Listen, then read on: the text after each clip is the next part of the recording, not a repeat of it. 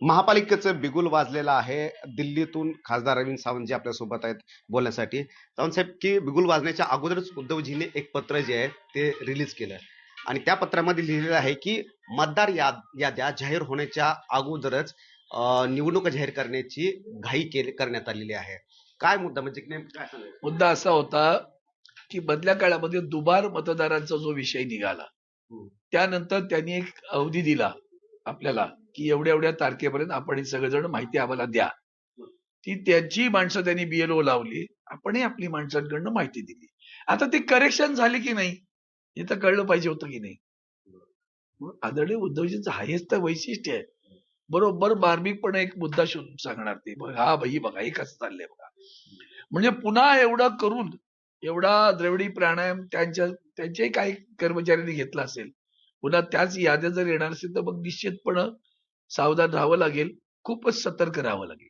मग तुम्हाला वाटतं का की ही जी निवडणूक आहे ती न्यूट्रलाइज अशा पद्धतीने न्यूट्रलाइज ते आयुष्यात करू शकत नाही. ते रोज शोधत असतात काय लपडी कशी करायची, सत्तेवर कसं यायचं, कुठे पैशांच्या राशीचा जो काही आता बघा यावेळेचा सरकारनामा म्हणून सकाळवाल्यांचं एक वृत्तपत्र आहे, बघा वाचा. अख्ख्या निवडणुकीमध्ये काय वक्तव्य आहे तो, कुणाची, मंत्र्यांची काय वक्तव्य आहेत. माझ्याकडे पैसे भरपूर आहेत, जेवढे लागेल तेवढं सांगा मी देतो. एक जण म्हणतो रात्री झोपू नका लक्ष्मी येणार आहे. काय महाराष्ट्राची संस्कृती, काय तुम्ही केलं लोकांना लाचार. पैसे द्या आणि मग डॉक्टर बाबासाहेब आंबेडकरांचं एक अतिशय मूलभूत वाक्य आहे, एक वेळ संघर्ष करू नका पण विकले जाऊ नका. तुम्ही लोकांना विकत घेताय आणि बाबासाहेबांच्या संविधानाने विचाराला धक्का देताय. तेजस्विनी घोसाळकरच्या प्रकरणामध्ये काय घडलं? कुठल्या तेजस्विनी घोसाळकर ते आता मला असं वाटतं की घरगुती भांडण लावणं हा तर भाजपचं वैशिष्ट्य आहे ना. सगळ्या कुटुंबांमध्ये कलह लावतात, प्रलोभन देतात. पण तेजस्विनीच्या बद्दल मला एकच वाईट वाटलं तिचं एका गोष्टीसाठी की विनोद घोसाळकरांची स्नुषा आहे ती. तुझी ओळख काय होती?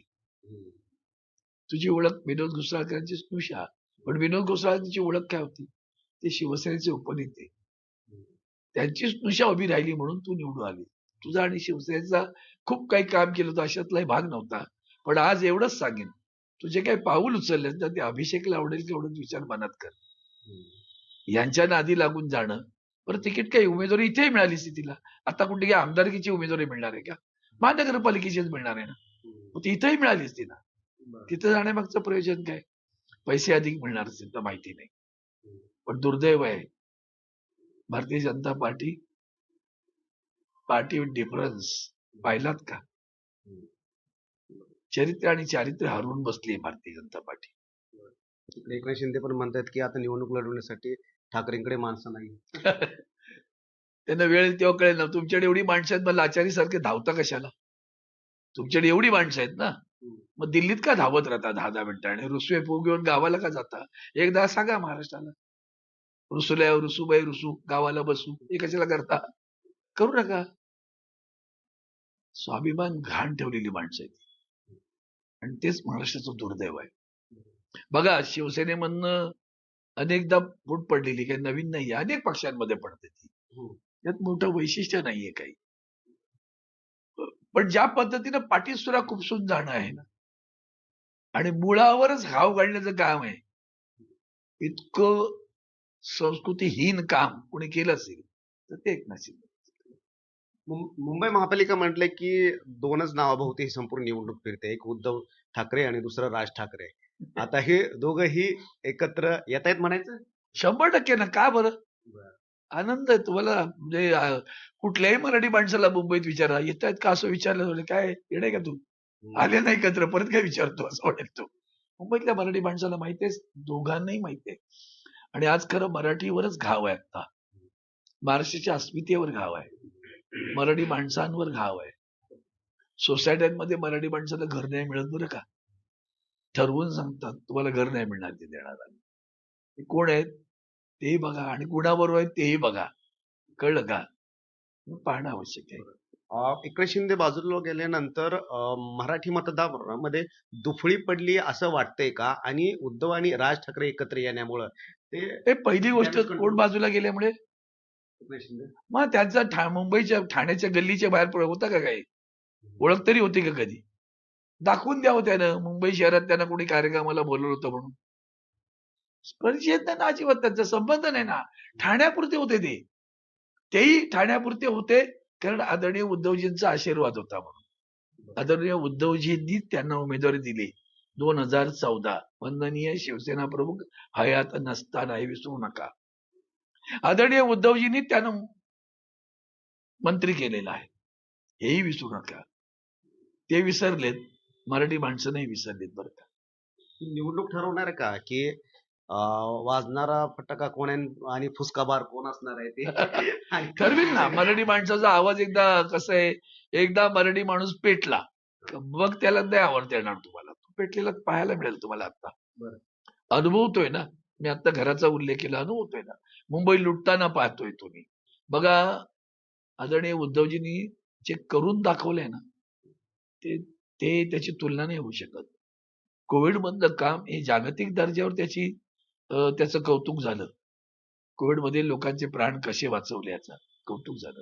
मुंबई महापालिकांची हॉस्पिटल काय आहे, कायदा सांगतो, प्राथमिक आरोग्य केंद्र म्हणजे देणं हे महापालिकेचं काम. सुपर स्पेशालिटी हॉस्पिटल देणं नाही. ते केलं. अनेक नवीन संविधान आणून दिली, त्यांना साधनं आणून दिली. जोगेश्वरीला नवीन हॉस्पिटल काढलं. वंदनीय शिवसेना प्रमुखांचंच नाव दिलं. कॉलेजही काढलं मेडिकलचं तिथे. मी मुलांना शिक्षणाचं जाऊन मिळालं. आमच्या आदित्याने तर काय भन्नाट प्रकार केला की मुंबईतील मराठी शाळा बंद पडत आहेत असं कळायला लागलं. का? सगळ्यांना ते इंग्रजीचं आकर्षण निर्माण झालं, सगळ्याच समाजामध्ये झालंय. मग काय करायचं? त्यांनी इतकी चांगली शक्कल लढवली की त्यांनी सीबीएसई आणि आयसीएसईची शाळा, मुंबई महापालिकेच्या सगळ्या शाळा आयसीएसई आणि सीबीएसईच्या सुरू केल्या आणि त्याही मोफत. मोफत सीबीएसईचं शिक्षण कुठे मिळतं दाखवा. आयसीएसईचं किती मिळेल? लाखो रुपये फी भरून श्रीमंतांची मुलं जातात. त्याच दर्जाचं शिक्षण माझ्या गोरगरीब जनतेच्या मुलांना जात पात पंथ धर्माच्या पलीकडे जाऊन देण्याचं काम आदित्यजी ठाकरे म्हणजे शिवसेना उद्धव बाळासाहेब ठाकरे यांनी केले. काँग्रेस सोबत नसल्याचा फटका बसेल असं वाटतंय का कोणाला? शिवसेना तुम्हाला? असं कुठे ठरलंय अजून काही? बरं. मला नाही आवडत. मला माहिती नाही असं अजून तसं काही घडलेलं मला माहिती नाही. जेव्हा अधिकृतपणे ते जाहीर होईल तेव्हा बघू. कारण काँग्रेसच्या नेत्यांचं हेच म्हणणं आहे की राज ठाकरे सोबत असतील तर पण नेते म्हणजे कोण? राहुल गांधी बोललेलं ऐकलं नाही मी. नेते कोणते ठरवावे लागेल ना काँग्रेसचे. तेव्हा कोणीतरी तिकडचं कोण बोललं पण काय अर्थ नाही ना. बघू. जागा वाटप वगैरे मनसे आणि हा, शिवसेना आरामात होणार, काळजी करू नका. अगदी आरामात होईल. तुमच्यासाठी मुख्य शत्रू कोण आहे? जर शत्रू बघायचं नको म्हणूया आपण. शत्रू करणं त्या शत्रू ही भाषा त्यांच्याकडे असते, आमच्याकडे नसते. विरोधक कोण? विरोधक कोण? भ्रष्टाचारी विरोधक आहेत आमचे. ज्या भ्रष्टाचारी आम्ही नाही म्हणालो बरं का, देशाचे पंतप्रधान म्हणाले 75,000 करोड का घोटाळा हुआ. त्यांनी त्यांना उपमुख्यमंत्री केलं आणि ज्यांच्यावर सगळे भ्रष्टाचाराचे आरोप आहेत असंख्य, असे सगळेजण तिकडे मंत्री आहेत. पैशाचे कॅश घेऊन दाखवले. तुम्हीच दाखवता चॅनलवर सगळ्यांना आणि सोशल मीडियावर पकडले जातात. ते सगळे तिकडेच आहेत की अखंड बुडाले आहेत. ती त्यांची गंगा आहे की गटार आहे ते ठरवून टाका तुम्ही. गटार गंगा. गंगा हा शब्द वेगळा. गटार गंगा, गटर गंगा आहे ती. हिट लिस्टवर कोण आहे पण तुमच्या? शिंदे, एकनाथ शिंदे आहेत का भाजप आहे? आम्हाला कोणाला हिटलिस्टवर नाही. आम्हाला आमचा मराठी माणूसच पुढे न्यायचंय. मराठी माणसाचं नाक स्वाभिमानानं तसं त्याच्यानं वरती देता आलं पाहिजे. छाती फुगून मराठी माणूस मुंबईत चालला पाहिजे आणि मुंबई हे महाराष्ट्राची आहे हा ठसा मजबूतीनं पुन्हा उठवायचा असेल तर त्याला पर्याय एकच, शिवसेना उद्धव बाळासाहेब ठाकरे. धन्यवाद आम्ही चर्चा केल्याबद्दल. तर शिवसेनेला पर्याय नाही असं सांगितलेलं आहे अरविंद सावंत यांनी. कॅमेरामॅन सत्यम सह रामराज शिंदे, एनडीटीव्ही दिल्ली.